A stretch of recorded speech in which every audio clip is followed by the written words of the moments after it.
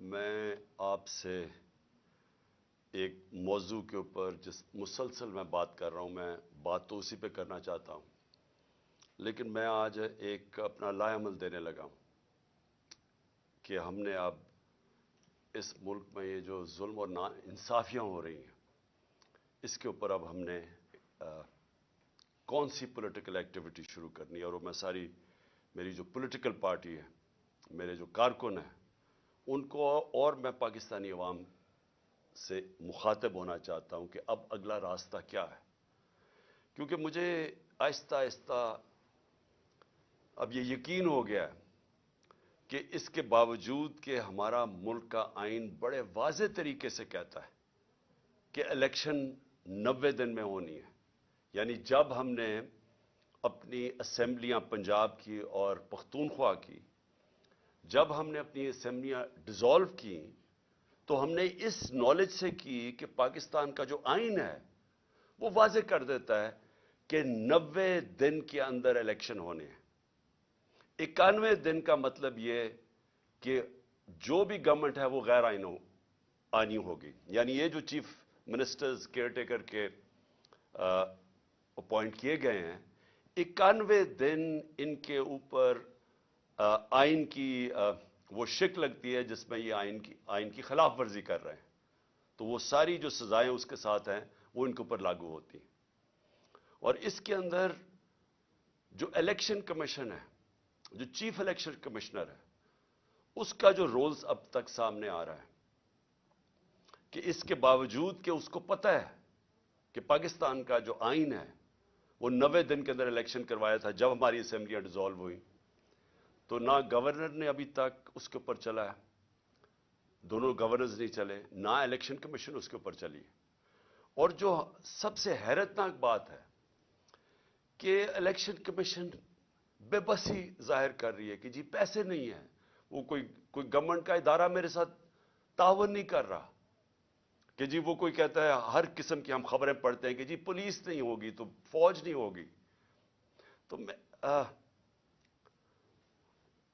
میرے پاکستانیوں یہ سمجھ جائیں کہ جس دن پاکستان کے آئین کے اوپر کوئی عمل نہیں ہوتا اور پاکستان کی جوڈیشری عمل نہیں کروا سکتی، یعنی جوڈیشری فیصلہ کرتی ہے کہ یہ ہونا چاہیے آئین، اور یہ آئین کیونکہ جوڈیشری تو آئین کی انٹرپریٹیشن کرتی ہے، تو وہ جب ایک چیز سامنے رکھتی ہے کہ یہ واضح آئین میں، اور اس کے بعد کوئی بھی حکومتی کوئی بھی ادارہ ڈپارٹمنٹ یہ کہے کہ ہم جی اس میں تعاون نہیں کر سکتے، اس کے بعد ملک کا قانون ختم ہو گیا۔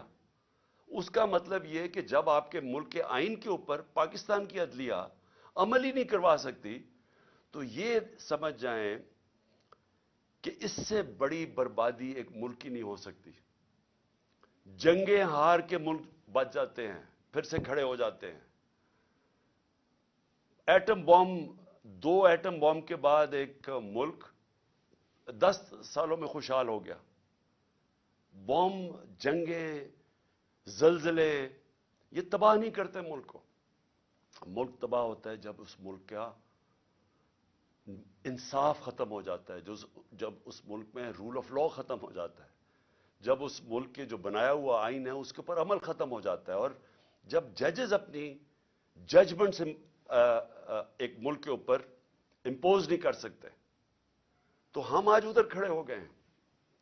ہم آج ادھر کھڑے ہیں کہ ہم تماشا دیکھ رہے ہیں۔ میں پولیٹیکل پارٹی کا ہیڈ ہوں، ہم انتظار کر رہے ہیں کہ کب 90 دن کے الیکشن کا کب شیڈیول آئے گا۔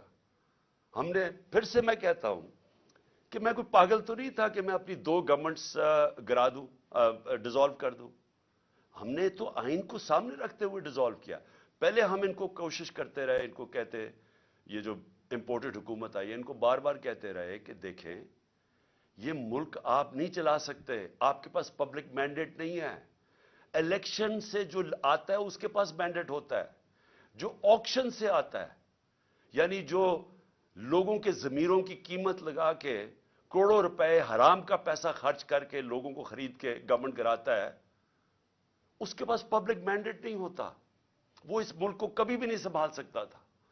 جدھر مشکل فیصلے کرنے پڑے، یہ کہتے نہیں جی ہم نے بڑے مشکل فیصلے کیے، انہوں نے کیا مشکل فیصلہ کیا؟ قیمتیں بڑھا دی، یہ کوئی مشکل فیصلہ ہے کہ آپ آ کے ہر بجلی کی، گیس کی، سب کی، اور یہ جو قیمتیں بڑھاتے جا رہے ہیں کہ جی ہمیں آئی ایم ایف نے کہا.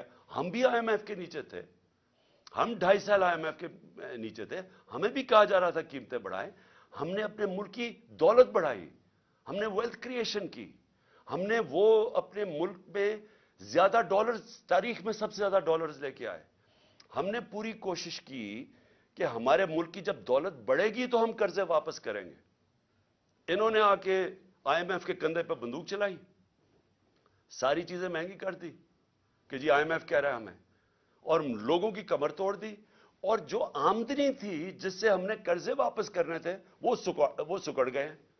نہ ہماری ایکسپورٹس بھی نیچے آ گئی، ریمیٹنس بھی نیچے آ گئی، اب ٹیکس کلیکشن نیچے آئی کیونکہ انڈسٹری بند ہو رہی ہے. جو ہماری پیداوار تھی، جو کسانوں کا حال ہے، وہ اب کسانوں کی پیداوار جب نیچے آئے گی تو ہم نے قرضے واپس کیسے کرنے ہیں؟ حل یہ تو نہیں ہے کہ اور مزید اور قرضے لیتے جاؤ، حل تو یہ ہے کہ ملک کی دولت میں اضافہ کریں تاکہ ہم قرضے واپس کریں.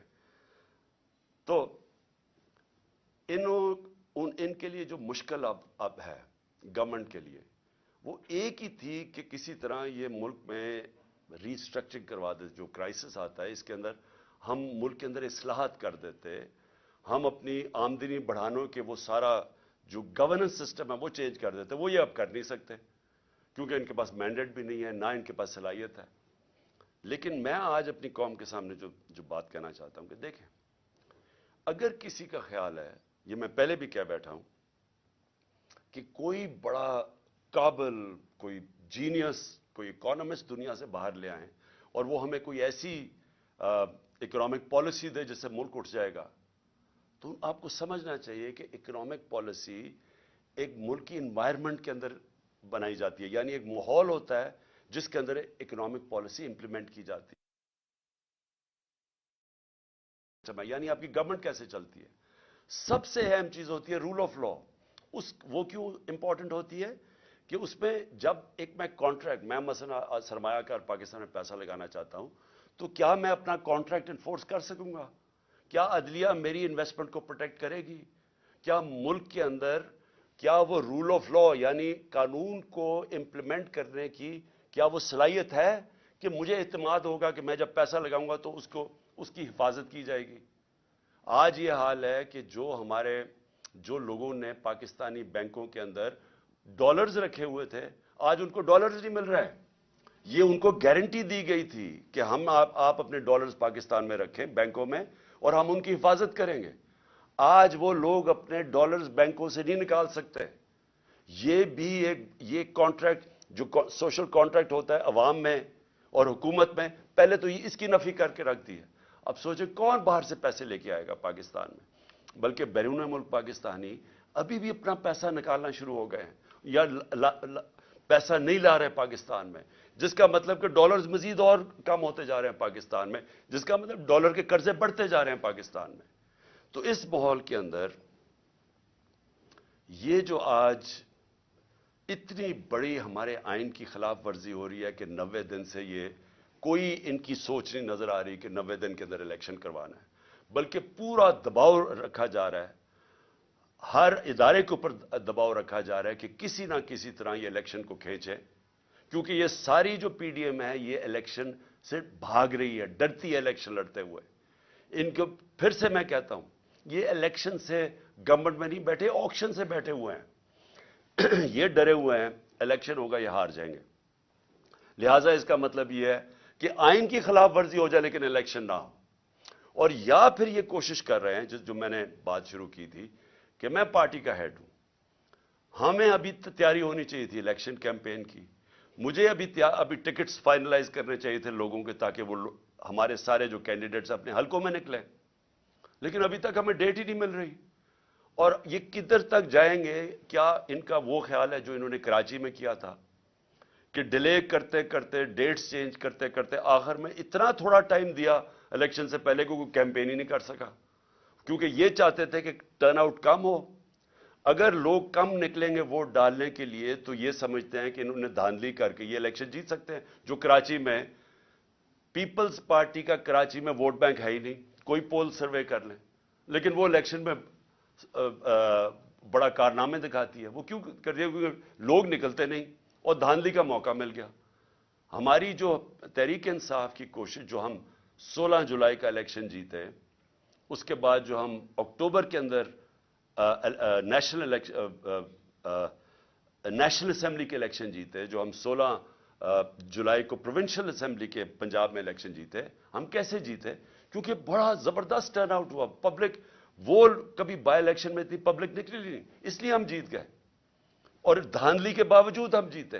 سب ایک ہی پیج پہ کھڑے تھے، ساری پارٹیز ایک طرف تھی، ان کو پوری اسٹیبلشمنٹ کی بیکنگ تھی، الیکشن کمیشن کے ساتھ ہی. کیونکہ پبلک باہر نکلے، ہم جیت گئے. تو اب یہ مجھے خوف یہ ہے کہ کوششیں کر رہے ہیں کہ اینڈ میں جا کے اگر الیکشن ہو بھی، پہلے تو کوشش ان کی ہے کہ الیکشن نہ ہوگا اگر اینڈ میں، تو اتنی کم ٹائم ہمیں کیمپین کا ملے کہ یہ اس کم کیمپین کو استعمال کرتے ہوئے یہ الیکشن جیت جائیں. یہ اس وقت جو ان کی ہمیں نظر آ رہی ہے، ان کی پالیسی. اور میں اس لیے اپنی ساری قوم کو کہہ رہا ہوں کہ ہم، اگر یہ ان کا خیال ہے کہ ہم چپ کر کے ان کو الیکشن کو چوری کرنے دیں گے، یہ نہیں کر سکتے. اور یہ اگر ان کا خیال ہے کہ ہر حربہ استعمال کریں گے، اور پورا پریشر انہوں نے عدلیہ کے اوپر اب ڈال دیا ہے، ساری کوشش یہ ہے کہ کسی طرح الیکشن آگے جائے، تو اس کے اوپر ہم نے فیصلہ کیا ہے کہ ہم یہ جو ابھی میں تحریک اناؤنس کروں گا، ہم اس میں اب نکلنے لگے ہیں.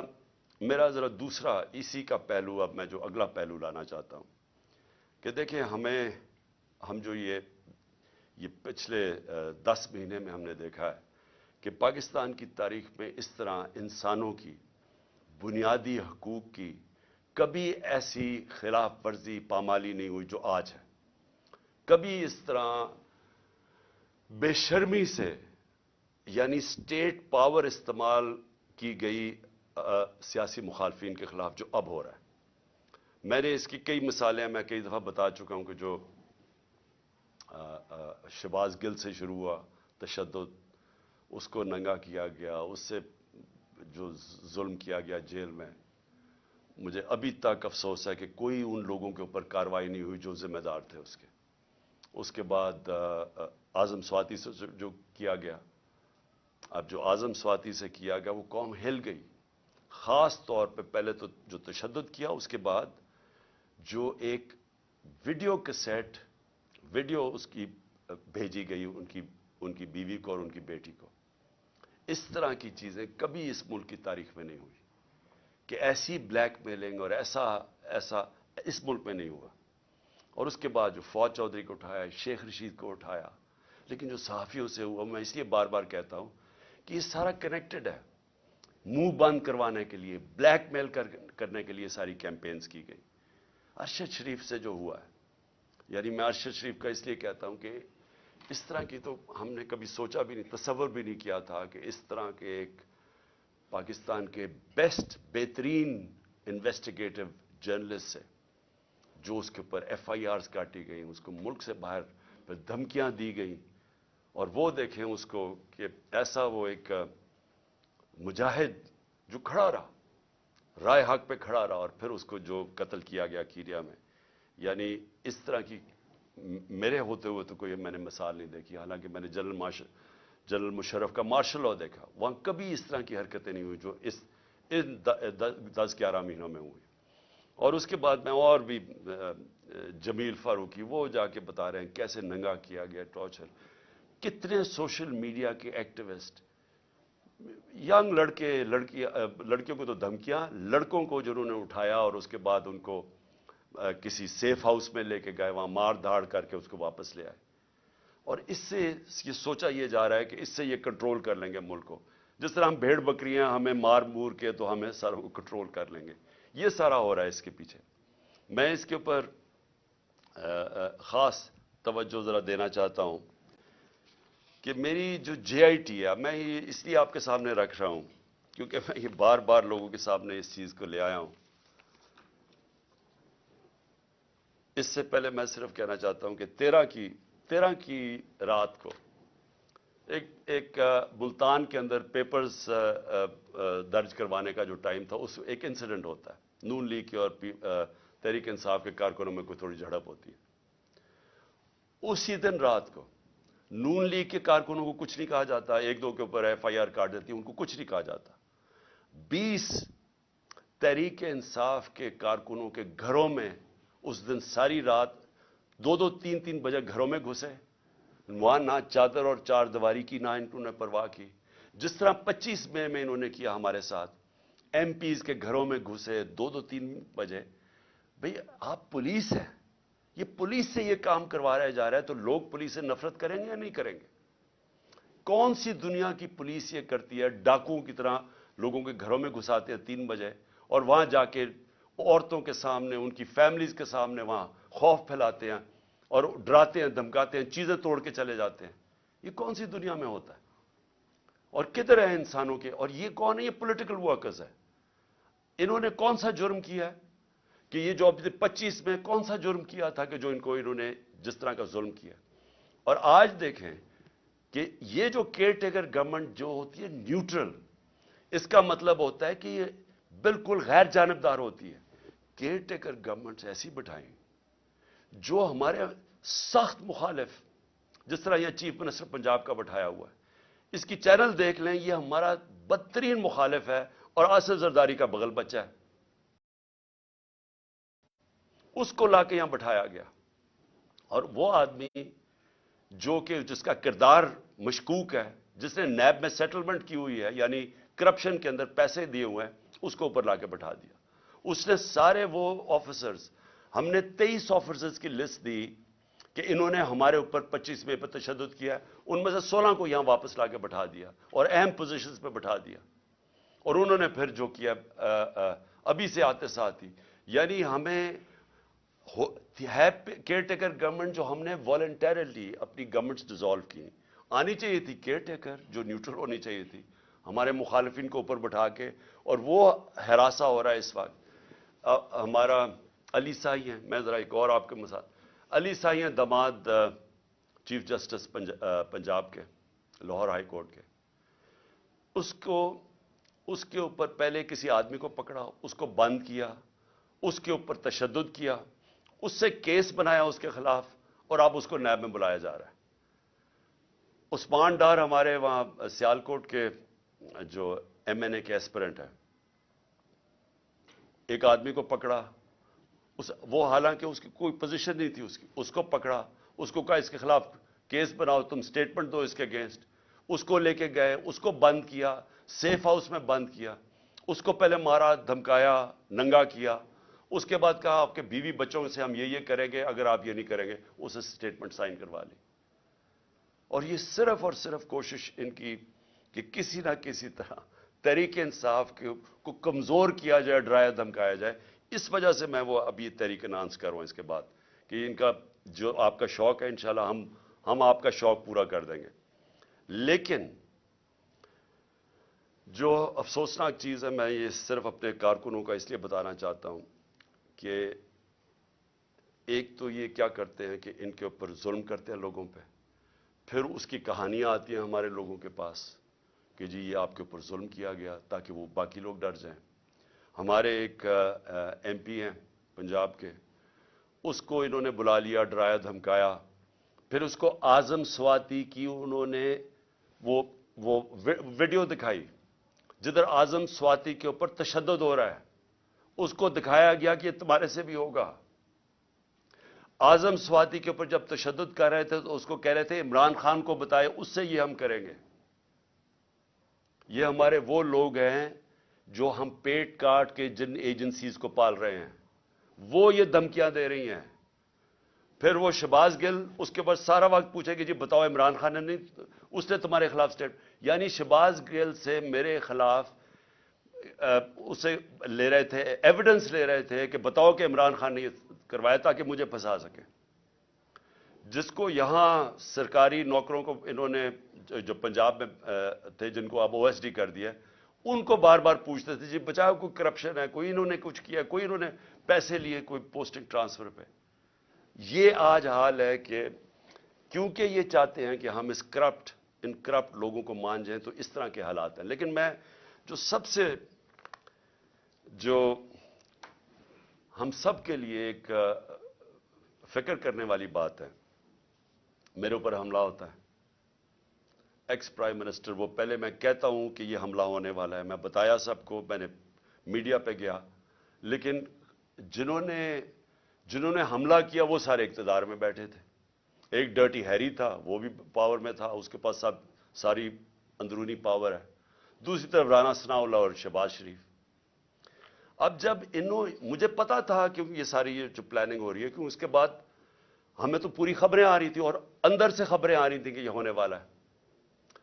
तो जब ये हुआ, जब मेरे पर वो वजीराबाद में इंसिडेंट हुआ, तो मैं इसके ऊपर हम काफी बातचीत कर चुके हैं कि इन्होंने एकदम कह दिया कि एक शूटर है। जो जेआईटी बैठी उसने थोड़ी देर के बाद साबित कर दिया 3 शूटर थे। उसका फोरेंसिक था भी, 3 जगह से गोलियां, वो खोल मिले गोलियों के। और वो जो सारा बयानिया था कि एक शूटर ने और दीनी इंतसाब पसंद ने किया, वो सारा खत्म हो गया। उसके बाद वो जेआईटी, मैं भी सिर्फ आपको याद कराऊं कि जो पंजाब की बनाई हुई जेआईटी, उसमें ना पंजाब का जो डीपीओ था गुजरात का, जिसने वीडियो बनाई थी, ना वो पेश होने के लिए तैयार, ना वो अपना फोन देने के लिए तैयार, और ना जो सीटीडी जो टेररिज्म की जो थी, जो उसको उठा के ले गई लड़के को, उसके बाद जो शूटर था उसको जब अपने पास रखा, उन्होंने दूसरी वीडियो बनाई, ना वो तैयार हुए कि नहीं हम नहीं आपको, ना वो पेश होने के लिए आया वो जो सीसीपीओ था, और ना ही उन्होंने अपना फोन दिया। यानी पंजाब गवर्नमेंट की जेआईटी की उन्होंने खिलाफ वर्जी की। मैं ये फिर रूल ऑफ लॉ पे आ रहा हूं कि ये जब इस तरह होना शुरू हो जाए तो गवर्नमेंट तो खत्म हो जाती है। सिटिंग गवर्नमेंट एक तफ्तीश कर रही है, जिस पार्टी की पावर में है गवर्नमेंट, उस पार्टी के सरबराह के ऊपर कातलाना हमला, उसके ऊपर पुलिस वालों ने मना कर दिया। फिर जेआईटी जो बनी, उसके 4 मेंबर्स ने जाके एकदम जेआईटी के खिलाफ बयान दे दिया। प्रोसिक्यूटर जनरल ने फिर उन 4 के ऊपर तफ्तीश की और उनका इनके ऊपर एक्शन लेना चाहिए, इन्होंने जान के सैबोटाज किया। किसके कहने पे ये हो रहा था? अब सोचें वो कितना ताकतवर होगा जो इसके बावजूद कि हम पावर में बैठे हैं, हमारी पुलिस हमारी बात नहीं सुन रही थी। ये होती है रूल ऑफ लॉ। अब सोचें कि अगर हमारी गवर्नमेंट का ये हाल था कि हम अपने सरबराह के ऊपर जो उस गवर्नमेंट का पार्टी का हेड था, उसको इंसाफ नहीं दे सके, तो बाकियों को क्या इंसाफ देना था उस गवर्नमेंट ने? किसकी बात सुन रहे थे? और अब आप सुने कि उसके बाद अब क्या होता है। केयरटेकर गवर्नमेंट आती है। केयरटेकर गवर्नमेंट का सिर्फ काम इलेक्शन करवाना है। ऑन गोइंग इन्वेस्टिगेशन है जेआईटी की। जेआईटी ने फाइंडिंग्स सामने आ गई, केयरटेकर गवर्नमेंट आके जेआईटी को पहले तो रोक देती है, फिर वो जो ऑफिसर काम कर रहा होता है उसके ऊपर उसको ओएसडी बना देती है, रिकॉर्ड सीज कर लेती है। अब ये जरा सुने, रिकॉर्ड सीज करती है तो ये आज होता क्या है? अदालत पहले तो वो जब जो जेआईटी की तफ्तीश हो रही होती है उसके अंदर जब वो केस लगता है पिछली बारी, तो वो कहते हैं जी हमारे पास तो रिकॉर्ड ही नहीं, और वो रिकॉर्ड ही नहीं दे रहा। एंटी करप्शन के नीचे जो अपना आदमी एंटी करप्शन के ऊपर ये लेके आते हैं, अपने का मतलब शहबाज शरीफ का आदमी, वो हमें रिकॉर्ड ही नहीं देता। यानी जेआईटी को जो अदालत के सामने वो रिकॉर्ड ही नहीं देता जो उसके पास रिकॉर्ड पड़ा होता है। फिर वो जो अदालत उसे कहती है, एंटी टेररिज्म कोर्ट जो गुजरांवाला का है, वो ऑर्डर करता है डीजी को कि रिकॉर्ड प्रोड्यूस करे, हमारे सामने रिकॉर्ड लेके आओ। पहले वो रिकॉर्ड नहीं लेके आता, फिर दूसरी 2 प्रोसिक्यूटर्स जाते हैं एंटी करप्शन में वो रिकॉर्ड लेने। जब वो वहां जाते हैं तो पता चलता है कि सिर्फ 11 सफ़े रह गए हैं, सारा रिकॉर्ड जेआईटी का गायब हो गया, और सिर्फ उसमें से 11 सफ़े रह गए, चुन के वो 11 सफ़े जिनका कोई बेमान है। यानी जेआईटी को सैबोटाज कर दिया गया इस नई गवर्नमेंट ने। और फिर सुने जरा, अब मैं जरा पूरा इसको समझाऊं आप ये क्या हुआ। एक जो होता है जिसको जेल में रखा होता है उसकी बेल हो जाती है, यानी 2 आदमी जेल में, एक को बेल हो जाती है। और क्योंकि हमारा केस नहीं रजिस्टर करती, क्योंकि पुलिस मेरी एफआईआर नहीं रजिस्टर करती, और पुलिस अपनी एफआईआर लेके आती है जिसमें पुलिस कहती है एक शूटर है, जो जेआईटी का जो तफ्तीश होती है उसमें पता चलता है 3 शूटर है, तो उनकी एफआईआर तो बेमाना हो गई ना।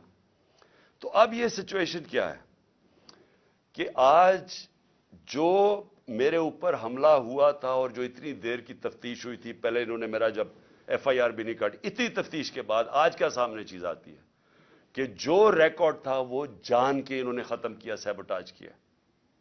इससे क्या चीजें सामने आती हैं? इससे ये सामने आती हैं कि जो मैं कह रहा था कि जो 3 लोग इसमें मुलव्वस थे, ये आज कंफर्म है कि ये 3 लोग हैं, क्योंकि ये सिर्फ 3 लोग करवा सकते थे।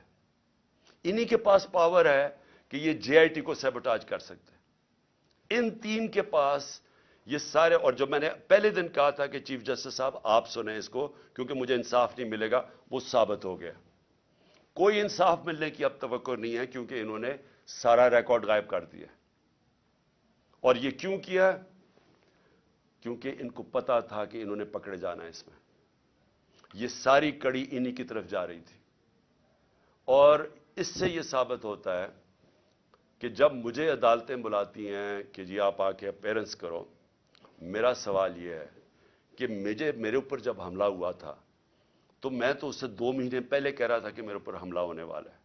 मैंने तो यह भी बता दिया था कि दीनी इंतहा पसंद के नाम पे मेरे ऊपर हमला होगा।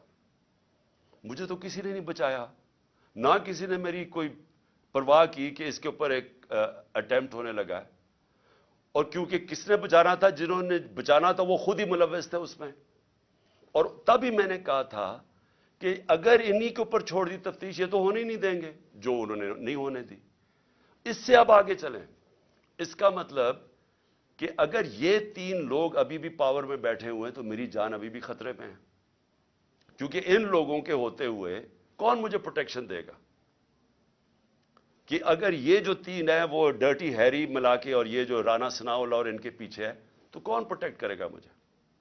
मैं जब भी मैं जाऊंगा पब्लिक में, इनसे खतरा तो इनसे है, जिन्होंने प्रोटेक्ट करना है वो उनसे मुझे खतरा है। और ये साबित हो गया JIT से। मैं अगली बात करना चाहता हूं बस आखिर में। राणा सनाउल्लाह ने बड़े जोरों शोरों से कहा कि जनाब कि मैंने ये एक मेरे पास ऑडियो है किसी जज साहब के ऊपर, इंप्लाई कर रहा था जज साहब के ऊपर। 1996 में जब बेनजीर की हुकूमत गिराई गई, तो वो जरा जजमेंट देख लें जिसमें फारूक लगारी ने जब जो गवर्नमेंट गिराई, तो उसके अंदर एक सबसे बड़ी वजह क्या थी कि बेनजीर गवर्नमेंट को उन्होंने कहा कि ये फोन टैपिंग करते हैं, लोगों के फोन टेप करते हैं। जो सदर निक्सन अमेरिकन प्रेसिडेंट, जो बड़ा तकड़ा प्रेसिडेंट था, उसकी गवर्नमेंट गिरी क्योंकि उसके ऊपर यह साबित हो गया कि यह मुखालफिन के टेलीफोन को टैप करता है, इसलिए उसको जाना पड़ा। तो यह तो खुद ही इंटीरियर मिनिस्टर ने कह दिया कि हम फोन टैप करते हैं। इसके ऊपर इनकी गवर्नमेंट जानी चाहिए। मैं ये समझता हूं कि ये जो तरीकाकार इस माफिया का है, क्योंकि ये पॉलिटिशियंस नहीं है, माफियाज ये चीजें करते हैं इंसाफ से बचने के लिए, ब्लैकमेल करने के लिए। मेरे ऊपर भी कहा जी मेरी टेपें मैंने रखी हुई हैं। मैं एज प्राइम मिनिस्टर, मैंने अदालत में बताया हुआ है कि मेरी प्राइम मिनिस्टर की सिक्योर लाइन से मेरी वो मुझे इन्होंने टेप्स बनाई हुई थी, और मेरी सिक्योर लाइन के ऊपर मेरे प्रिंसिपल सेक्रेटरी से बातचीत इन्होंने एजेंसीज ने पब्लिक कर दी। तो अगर इसके ऊपर एक्शन नहीं लिया जाएगा, यानी मैं अब अपनी अदलिया से कहना चाहता हूं कि ये तो मुल्क को बिल्कुल ही, यानी आप पहले तो ये जो अदलिया फैसला करती है उस पर नहीं चलते। फवाद चौधरी को वो हाई कोर्ट के जज बुलाते गए कि उनको पेश करो मेरे सामने, और IG लेके उसको इस्लामाबाद चला गया। बार बार उनको कहा गया, 3 दफा जज ने कहा कि मेरी अदालत में पेश करो, वो इस्लामाबाद चला गया। तो अगर आप ये करेंगे, पहले तो उनकी जजमेंट्स पे नहीं मानेंगे और फिर उसके बाद उनको ब्लैकमेल करने के लिए ये हरकतें करेंगे, तो मुल्क में कानून तो खत्म हो गया। तो इसलिए ये जंग है पाकिस्तान की। ये जो जंग में मैं आपको, हकीकी आजादी है क्या? हकीकी आजादी उन कौमों को मिलती है जिस मुल्क में कानून की हुक्मरानी होती है, रूल ऑफ लॉ होता है, जो लोगों के फंडामेंटल राइट्स प्रोटेक्ट होते हैं, जिधर इन्वेस्टर, सरमायाकार, उनको इत्मीनान होता है एक सिस्टम के ऊपर, वो कौमें खुशहाल होती है। तो जिस कौम में जजेस की जजमेंट ही नहीं हो रही। मुझे बताएं कौन सा इन्वेस्टर आएगा पाकिस्तान में? कौन इस सिस्टम के अंदर बिलीव करेगा कि वो जब ये देख रहा है कि जज फैसला भी कर दे तो उसका कोई मुझे फायदा नहीं होगा? कौन आएगा इन्वेस्ट करने? और ये सबसे बड़ी वजह यह है कि हमारा मुल्क आगे नहीं बढ़ रहा। ये जो आप देख रहे हैं ना मौजूदा हालात, ये हालात तो एक बीमारी के सिम्टम्स हैं।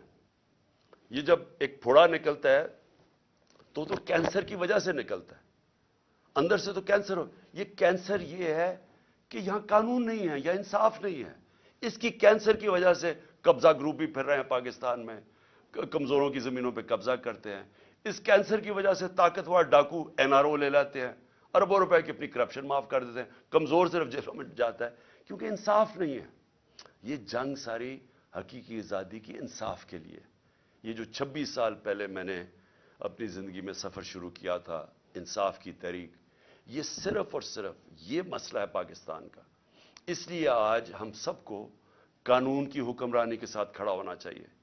ये जो कर रहे हैं, ये जो माफिया ऊपर बैठा हुआ है और उनको बिठाया गया, इस माफिया के सामने हमें खड़ा होना पड़ेगा।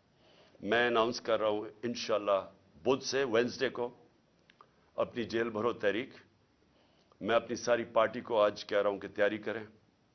हमने शुरू करना है लाहौर से और हम फिर पाकिस्तान के बड़े बड़े हर अगले दिन बड़े बड़े शहरों के अंदर हम जेल भरने की अपनी तारीख शुरू करेंगे, जेल भरेंगे।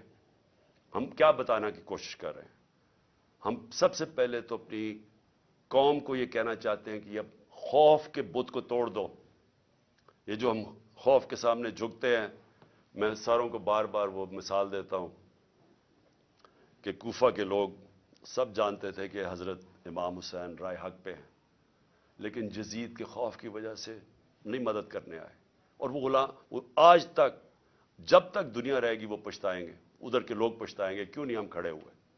और इस्लाम की तारीख का सबसे बड़ा सानिया हमने होने दिया। वही आज हालात हैं। आज भी पाकिस्तान के अंदर हम डरे, ये डराते हैं हमें। जिस तरह फिरौन की से डर के वो सारे लोग गुलाम बने हुए थे जब हजरत मूसा आए और उन्होंने कोई उसका सामना खड़ा हुआ। आज भी ये कोई आप अपने ज़हन से निकाल दें कि ये जो हमें डराते हैं ना कि हम आपको जेलों में डाल देंगे। और मैं ख़ास तौर पे वो सारे लोगों का शुक्रिया अदा करना चाहता हूं जो जब उनको पता चलता है मुझे जेल में डालने आ रहे हैं तो सारे यहाँ आ जाते हैं और सारी रात मैं उनकी आवाज़ें सुनता हूं और नारे सुनता हूं। तो मैं उनका शुक्रिया अदा करना चाहता हूं। लेकिन मैं उनको भी सबको कहना चाहता हूं कि देखें, ये हमें कोई, ये जो जेल से डरा रहे हैं, हम जेल भर देंगे, इनके पास जगह ही नहीं होगी जेलों के अंदर। लेकिन ये तो नहीं होगा कि जेल के खौफ से ये हर किस्म का जुल्म करें इस मुल्क पे, चोरों को ऊपर मुसल्लत कर दें, चोर फिर हमें डराएं जेलों से, अवाम की कमर तोड़ दें महंगाई से।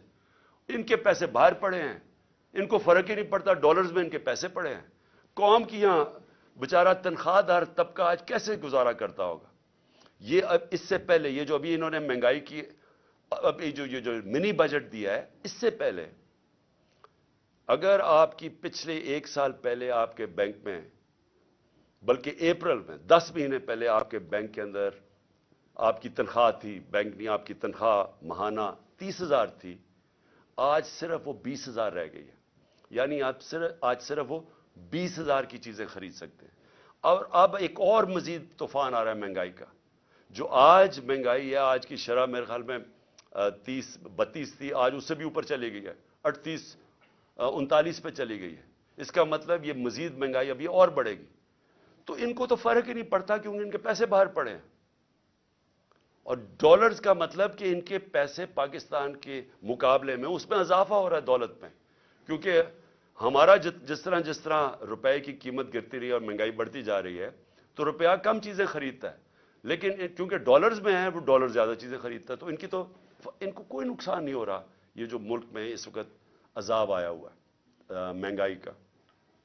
तो इंशाल्लाह बुध को मैं सबको, आज अपनी सारी कौम को भी, अपनी तहरीक, अपनी पार्टी को, सबको कह रहा हूं कि हम ये शुरू करेंगे और ये सारे पाकिस्तान के अंदर हमारी ये तहरीक जाएगी। पाकिस्तान जिंदाबाद।